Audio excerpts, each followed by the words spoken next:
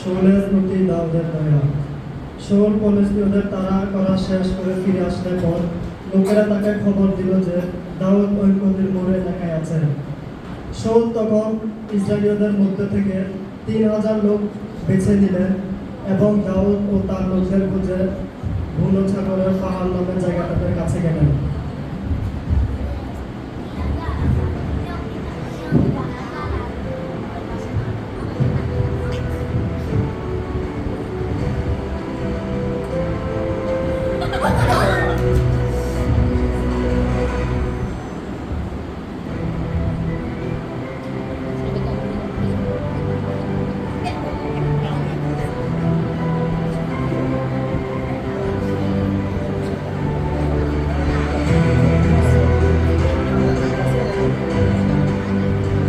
ঈশ্বর আপনাকে যে দিনের কথা বলেছেন আজ সেদিন এসে গেছে।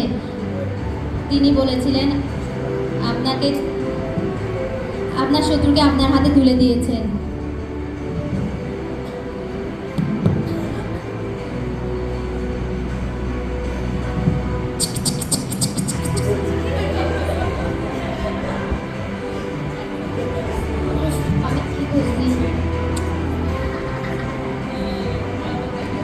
না, সদাপ্রভু তার অভিষেক লোকের প্রতি কখনো আমাদের হাত তুলতে দিবেন না।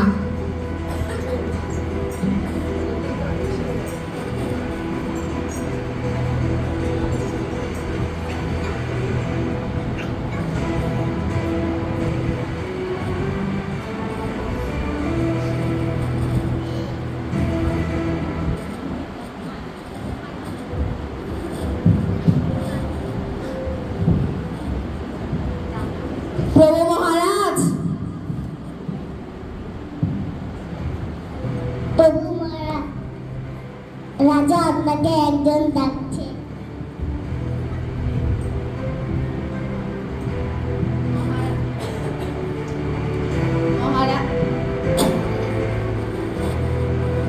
মহারাজ, আপনাকে যে লোকেরা বলছে দাউদ আপনার মেরে ফেলবার চেষ্টা করছে, আপনি কেন তাদের কথা শুনছেন? আমি আপনার বিরুদ্ধে কি অন্যায় করেছি? আমি তো আপনার বিরুদ্ধে কোনো বিদ্রোহ ভাবও রাখিনি। সদাপ্রভু যদি আপনার বিচারও করে থাকেন, তবু আমি সদাপ্রভু অভিষেক লোকের প্রতি হাত তুলব না। বাবা দাউদ, এ কি তুমি সত্যি বলছো?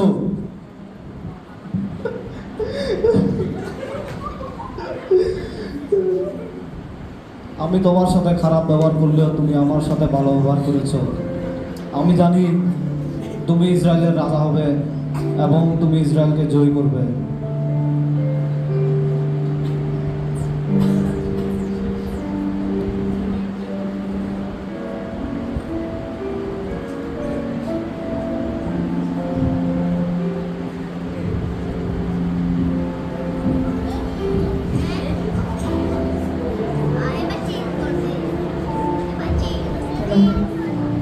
দ্বিতীয় পর্বত।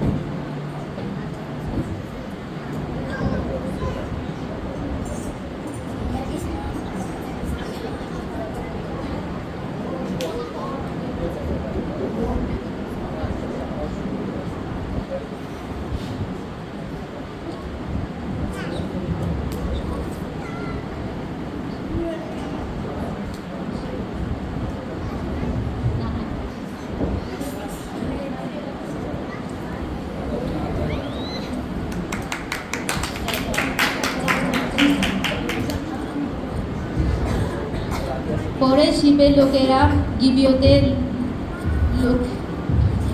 শোলের কাছে গিয়ে বললেন,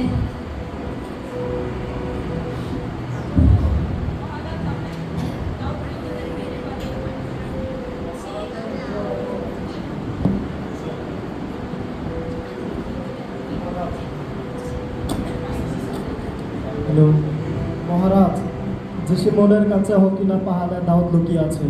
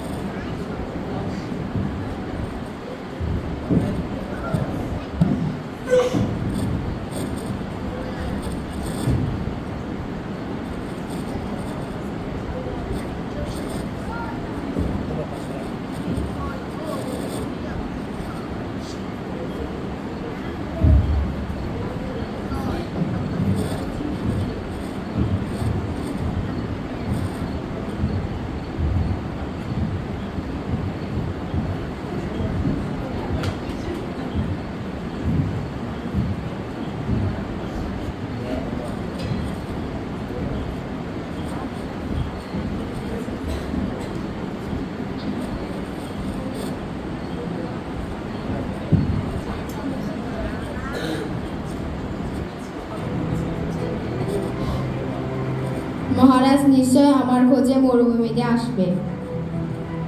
এদিকে আসো আমার লোকেরা।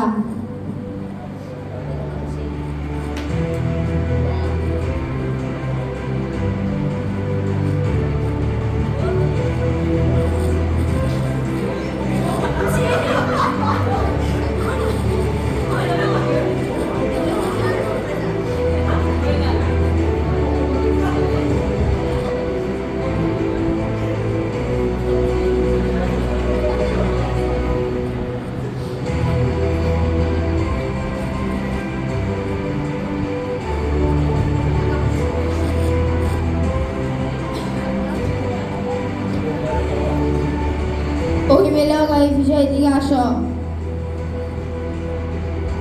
আমার সাথে তোমাদের মধ্যে কে রাজা শোলকে দেখতে যাবে? আমি যাব। ঠিক আছে।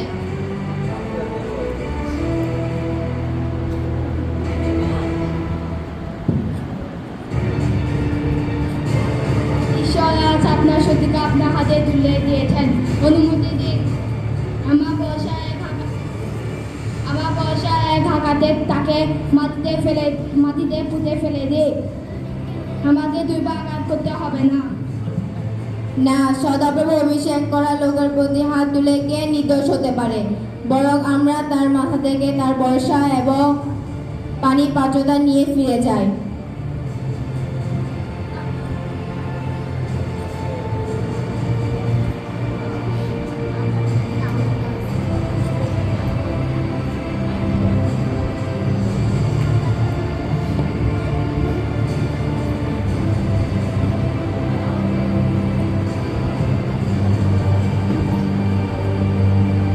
অহিমেলক, তুমি কি কিছু বলবে না?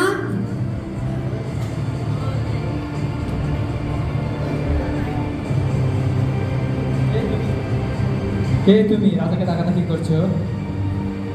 আপনি তো বীর, তাই না? আপনার মতন ইসরায়েলের কে হতে পারে আপনার সমান? আপনি আপনার মহারাজকে ভালোভাবে পাহারা দিতে পারেন না।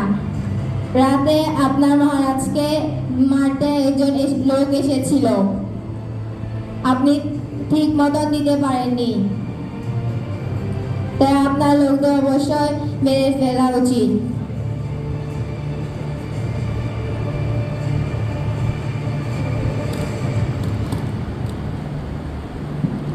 বাবা দাউদ, এ কি সত্যি তোমার গলার স্বর? হ্যাঁ মহারাজ, আমি কি দোষ বা করেছি যে আপনি আপনার দাসের বিরুদ্ধে তাড়া করে বেরিয়েছেন? আমি তো কোনো অন্যায় করিনি।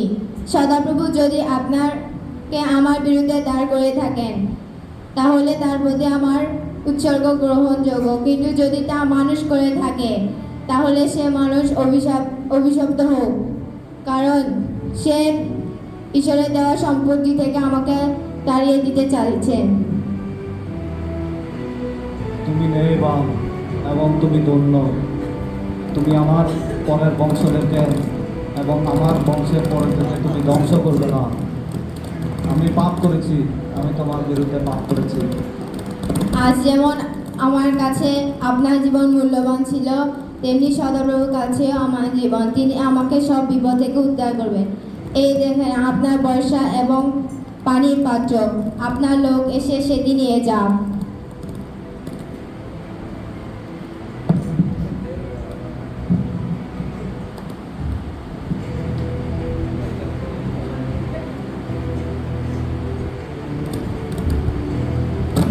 দাউদ,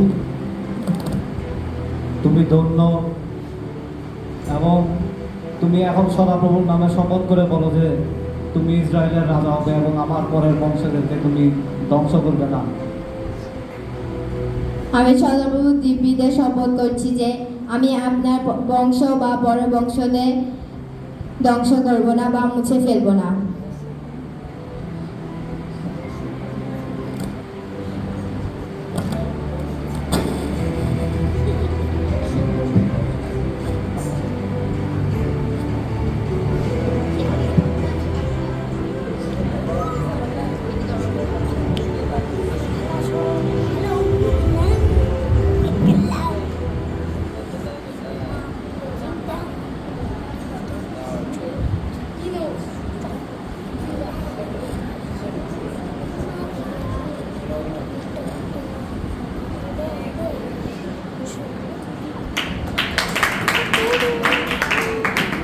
আমি মূলত এই নাটকটাকে যা বোঝাতে চেয়েছি তা হচ্ছে কি,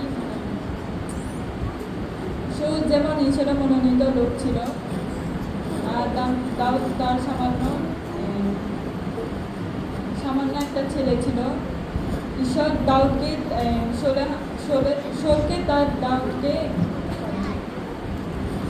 দাউদের হাতে শোলকে তুলে দিয়েছিলেন ঈশ্বর, কিন্তু দাউদ অনেক বিশ্বস্ত ছিল, সে চাইলে শোলকে ভেঙে ফেলতে পারত। তো এখান থেকে আমরা যা বোঝাতে চেয়েছি, এখানে হোম ক্লাবে অনেক স্টাফরা রয়েছেন যারা ঈশ্বরের মনোনীত করা, তাদের বিরুদ্ধে আমরা সামান্য মানুষ হলেও আমরা তাদের বিরুদ্ধে অনেক কথা বলি, সামান্য কথায় তাদের মুখের উপর খারাপ কথা ছুড়ে দিই। তো এখান থেকে যা বুঝতে পেরেছি, শিক্ষা লাভ করি, ঈশ্বরের মনোনীত লোকদের কথায় কখনোই আমাদের খারাপ কথা ছুড়ে না দিয়ে বরং তাদের জন্য ভালো মঙ্গল কামনা করব।